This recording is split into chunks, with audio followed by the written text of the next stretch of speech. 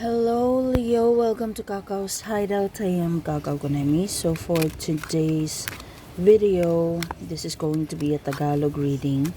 Choose which item ang gusto mong mag-represent ng next 30 days mo. Okay, so mga possible na mangyari sa next 30 days. This is 1, this is 2, this is 3. So pili lang po kayo dyan. If you need more time, pause the video. And this is a general reading, by the way. If it doesn't resonate, please do not take the message. For paid personal readings po, you can check the description box below. I will include my contact details dyan sa description box. Okay? Anyway, for you, number 1, if you have chosen number 1, for the next 30 days, parang you will be very emotional towards something na unfair. And parang gusto mong itama. There is something that you need to point out pwedeng sa trabaho, sa negosyo, sa school, pwedeng within the family, you feel like you're being treated in a very unfair way. So whatever it is, pag hindi na kaya, gawan ng paraan. Pero, ang pangit lang dito, King of Cups reversed so there's a big possibility na you're going to be dominated by your overwhelming emotions. Baka hindi na masyadong logical yung approach mo sa mga bagay-bagay. Now, what do you need to do about this? Ace of Cups is try to calm down and try to get rid of any negative thoughts.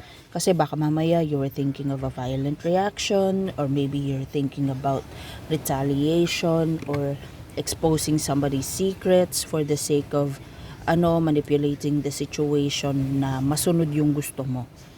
So, parang kasi unfair sila sa'yo, parang bala kayo dyan, maging unfair din ako sa inyo.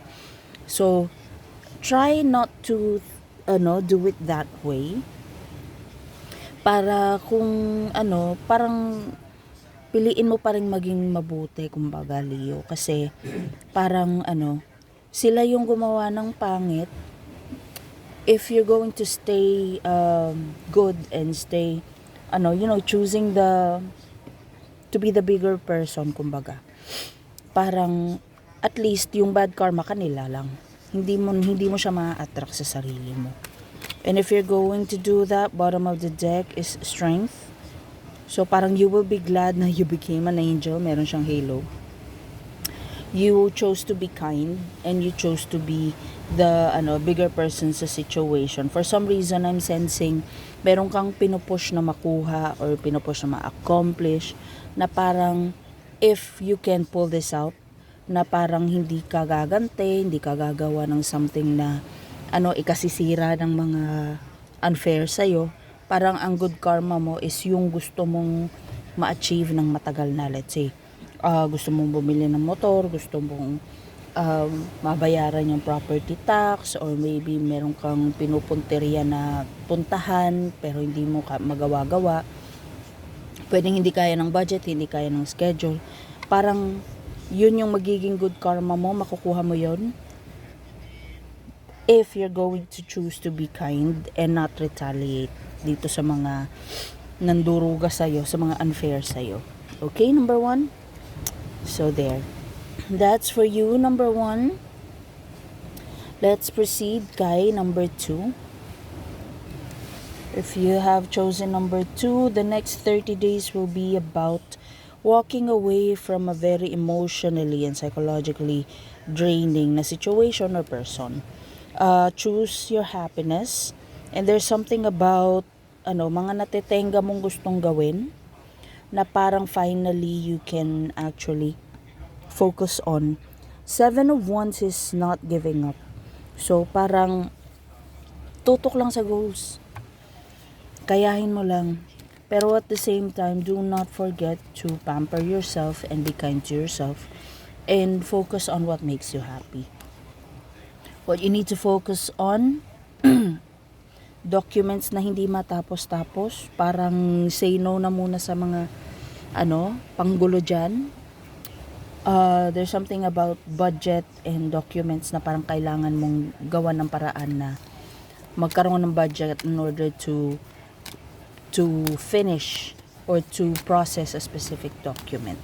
And if you're going to do that, 8 of Wands reversed, ma-identify mo kung saan nanggagaling yung lack ng progress at kung paano mo magagawan yun ng paraan.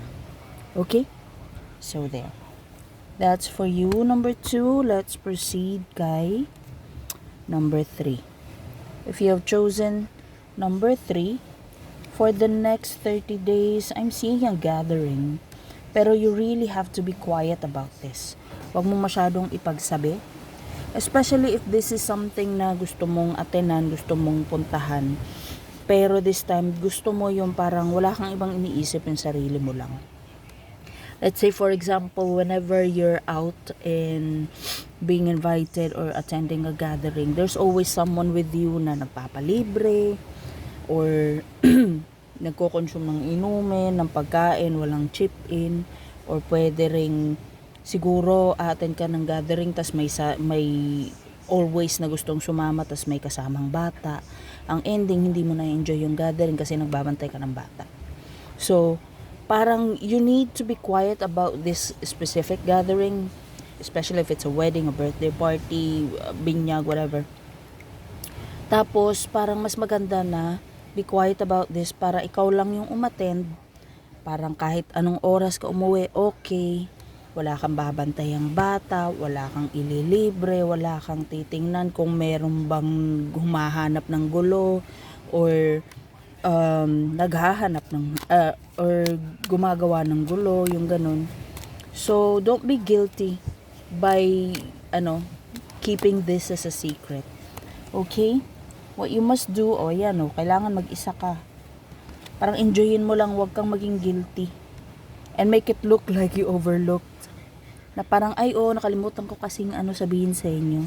Pero, okay, mas maganda dito, number 3, is parang you're going to make it look like you've overlooked the detail of the gathering. Parang, nakalimutan ko kasi yan. Na-invited pala ako dyan. Tapos, nagmadali na nga lang ako na pumunta doon kahit ako lang mag-isa. Sorry yung ganun. Well, tinuruan pa talaga kitang magsinungaling. Pero, if it's something naman na you deserve, especially if yun nga merong laging sumasama na napapalibre or merong laging sumasama na maybe kasama yung boyfriend ng or girlfriend na laging naghahanap ng kaaway, or maybe worse, merong kasamang baby. Imbis gusto mong sumayaw, dito ka muna, may kakwentuhan ako, pakibantayan si baby. Yung ganun. Don't feel guilty kung lagi mo naman pinagbibigyan sila na ganun. This time, it's all about you. Okay? And if you're going to do that, it will be sad for you after all kasi parang, yung mga hindi magiging understanding sa decision mo, yung hindi magigets na gusto mo lang talaga mag-enjoy mag-isa, parang marami. Pero hayaan mo na. At least na-reveal na sa'yo kung sino yung selfish at sino yung okay lang na mag-enjoy kang ikaw lang muna. Okay? Revelation din kasi yun. So, there.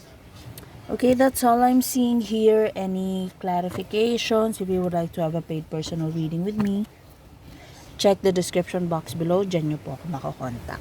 Okay?